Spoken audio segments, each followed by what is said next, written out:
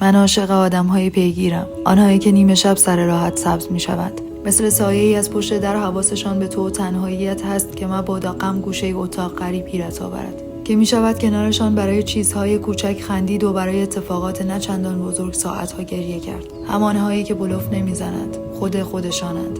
من عاشق آدم‌های پیگیرم. پیگیر نه در معنای واژه‌ای، آن چیزی که در ذهنت تکرار می‌شود. آدم‌هایی که اگر دیر به دیر هم فرصت دیداری است میان تو و او، اما می‌دانی که در تمام افکار و لحظه‌هایش حضور داری. که صبح تا عصر از زنگ و پیام‌های مکرر خبری نیست و همیشه سر قرارها دیر می‌کند، اما میرسد.